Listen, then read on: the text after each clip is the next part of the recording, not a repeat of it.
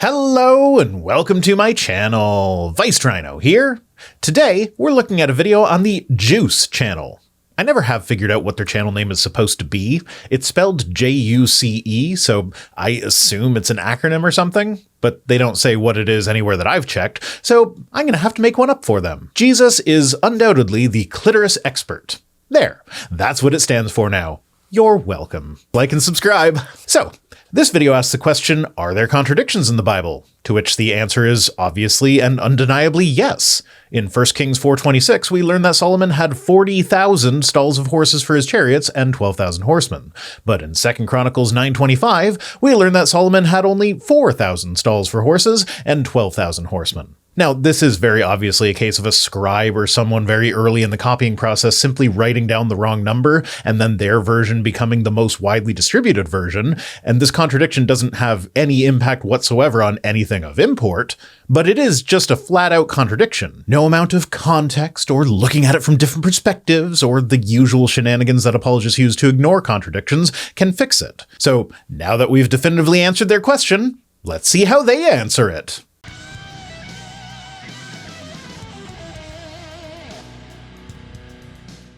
So I've been wondering, does the Bible have contradictions in it?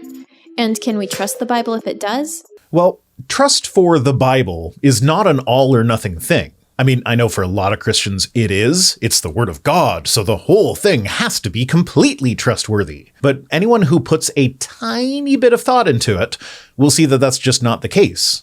For starters, we can't trust it to accurately tell us how many stalls of horses Solomon had, because it gives us a different number depending on where in the Bible you're reading. Now, the more sophisticated apologists will tell you that it's the original documents that are inerrant and without contradiction, but sometimes the copying process introduces errors, and so that's where the undeniable contradictions like the one I brought up come from. Of course, this is entirely a cop-out. We don't have access to any original documents from the Bible, so if we allow for errors to creep in during the copying process, then we have to acknowledge that the book we have access to today that is called the Bible is not, in fact, inerrant and cannot be unequivocally trusted. And since we know for a fact that errors have crept in during the copying process, not only errors, but also intentional changes in the form of additions and deletions, sometimes quite significant ones, then it actually looks like we should start from a position of not trusting it until it proves itself to be trustworthy. And this may come as a surprise for some to hear, but I actually do think you can trust the Bible for some things. As a window into some aspects of ancient Hebrew culture, for example.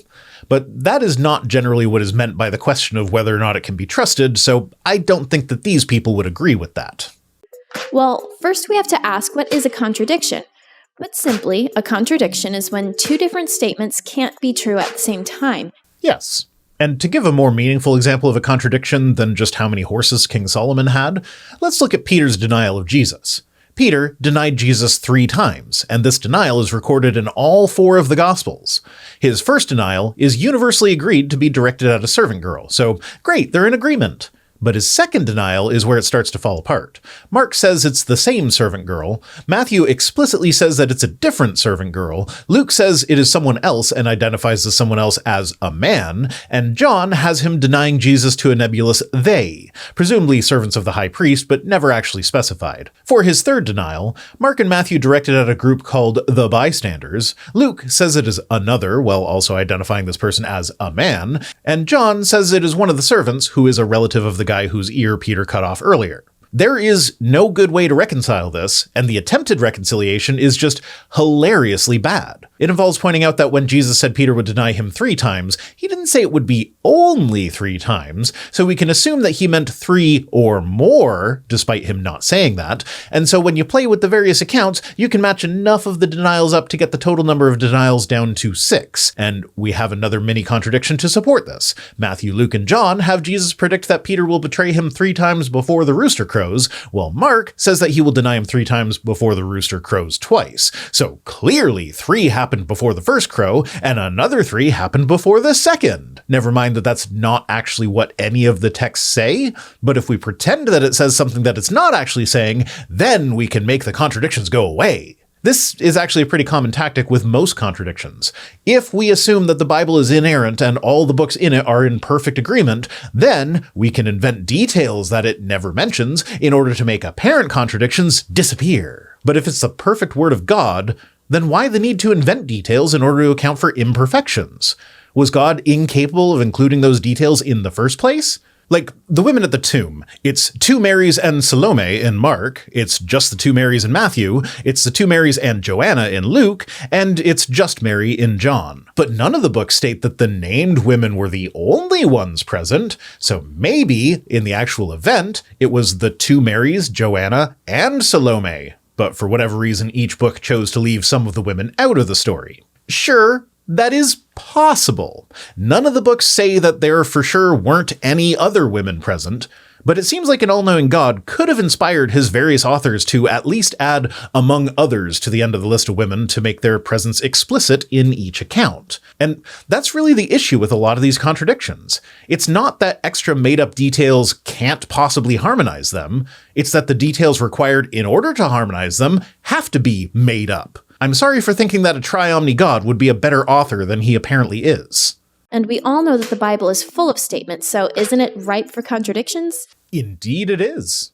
Quite frankly, yes. The Bible is a compilation of 66 writings by 40 different authors over 1,500 years.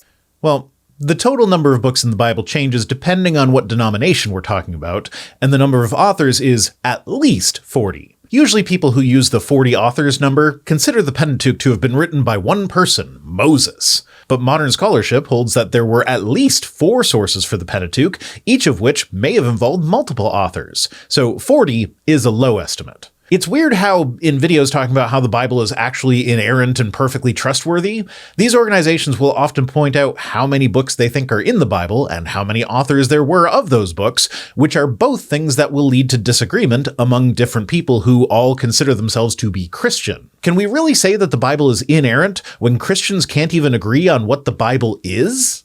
It would be a miracle for a book of this type to have no contradictions in it. I don't think it necessarily would require a miracle, but it would certainly require, at a minimum, a thing that Christians often claim of the Bible, that all of the authors were dedicated to the same core message. Either way, though, since there are contradictions, we don't actually need to quibble over whether it would actually require a miracle, or if it would just be a sign of remarkable dedication on the part of the authors.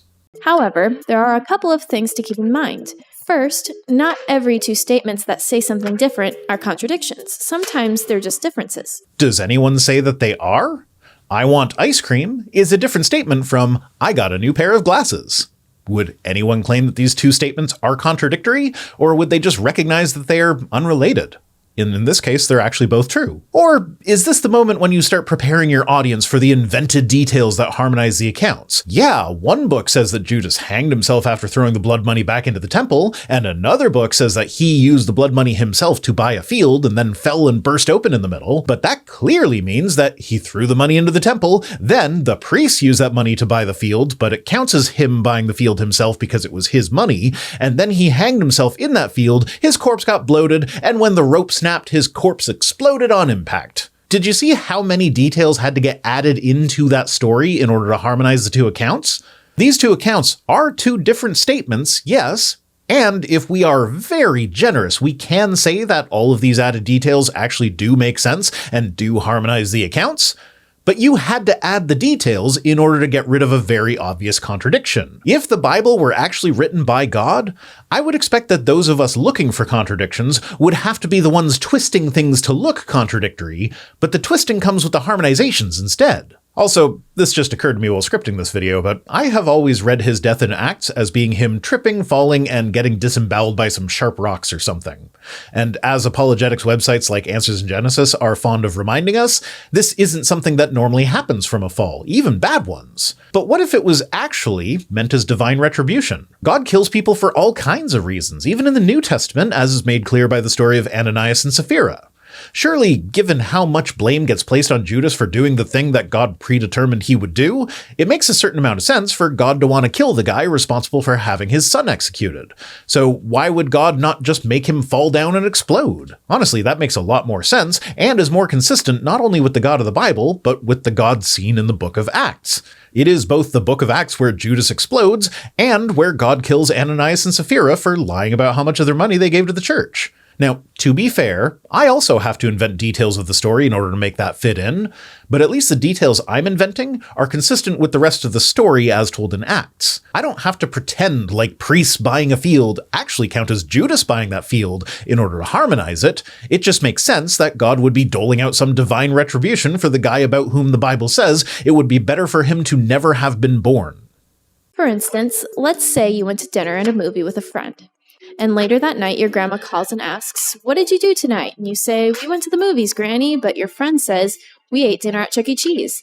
Are those two statements really contradictions? Maybe not. But for the contradictions in the Bible, that metaphor doesn't really work. It would be more akin to one of you saying, "We went to see The Roofman," while the other says, "We went to see the Gabby's Dollhouse movie," which is a thing that I just learned exists. It is technically possible that you split up at the theater and went to see two different movies and were just being imprecise with your language when you each were asked, but that isn't the natural interpretation when reading those two statements side by side. And while one occurrence of such an apparent contradiction in a story might be excusable, the Bible is riddled with such apparent contradictions, even if we limit our search to only the four Gospels and the story of Jesus' life.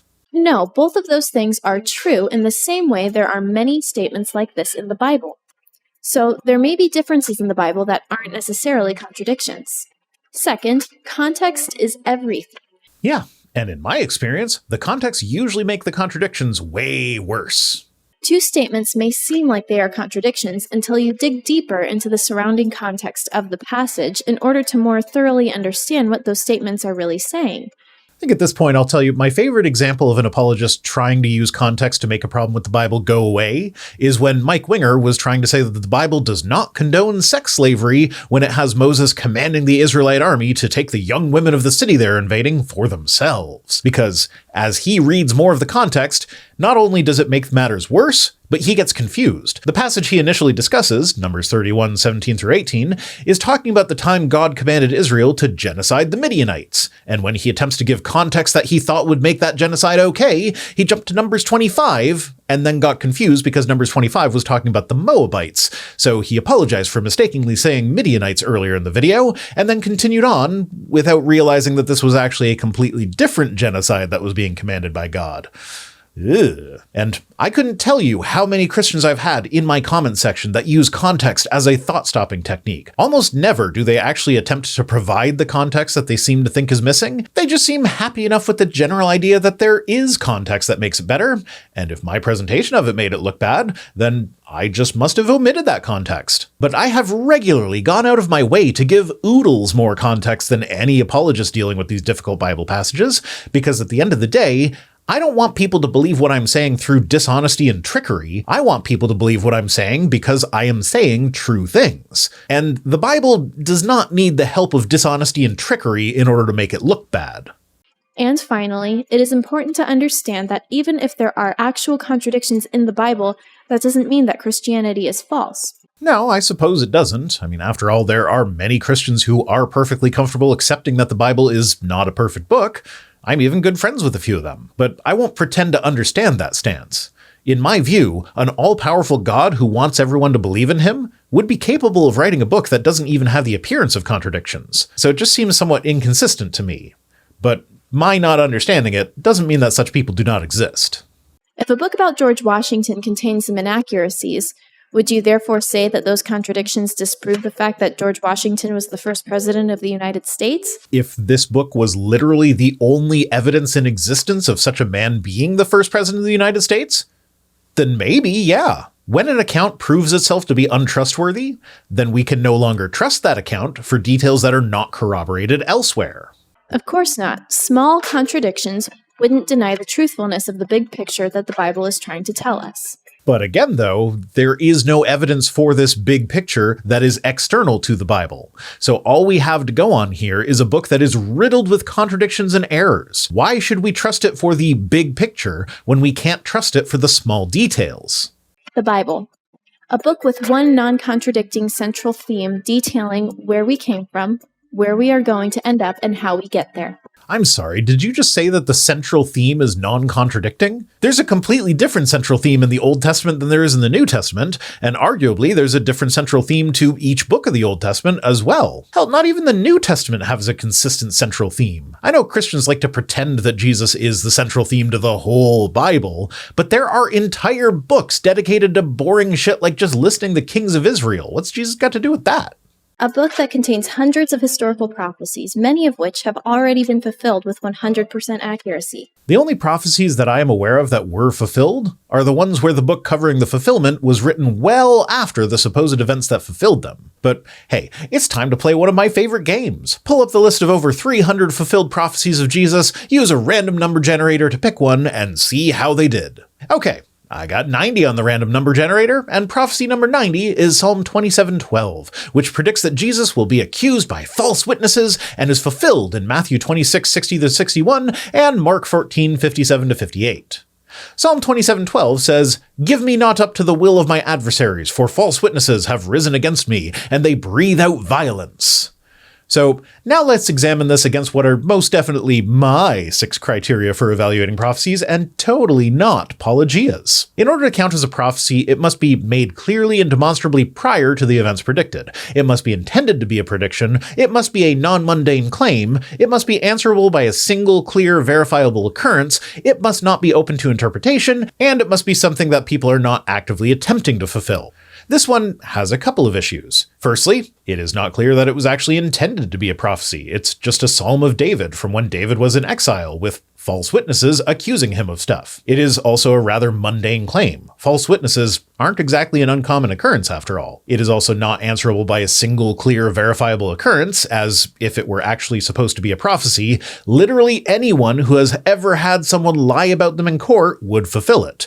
And that is a shitload of people. I guess I can agree that it's not open to interpretation, except for the most important aspect of the interpretation, which is whether or not this is even a prophecy in the first place. And I suppose I can hypothetically grant that the authors of Mark and Matthew were not trying to make Jesus' trial fit with this specific verse, though likely that's because they didn't see this verse as prophetic rather than them having any objection to massaging the story to fit the prophecies, as they are all too happy to point out in other places where Jesus fulfilled prophecies. It fails on at least 2 of the 6 criteria, and that's if I'm being extremely generous, and failing at any single one criterion makes it a failed prophecy, so it fails. And a book that teaches universal truth so simple that a child can understand it, yet is so deep it can stump theologians for a lifetime. My main question there is that if the truths are so simple that a child can understand it, why does it need to teach them? Sounds like they should already be basic knowledge even for a child. That's it for this one. Today's comment of the day comes to us from Niels2796, who says, "One of the things I find annoying about theists is their thinking that an answer is the same as an explanation. God did it is an answer that explains nothing." Indeed.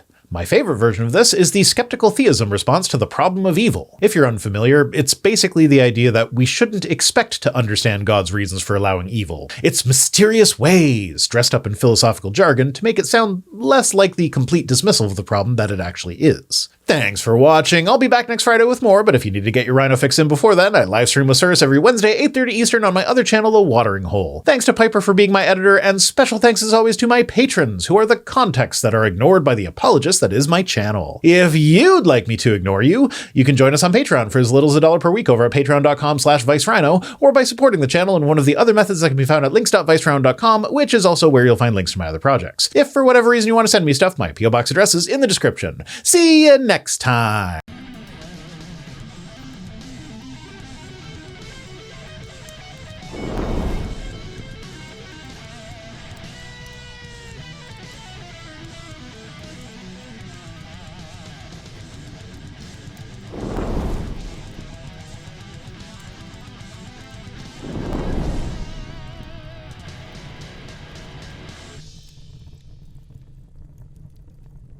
Like the women at the tomb. Oh, I don't know how to pronounce. I don't know whether it's Salome or Salome or Salome. In English, it is generally said as Salome. Salami!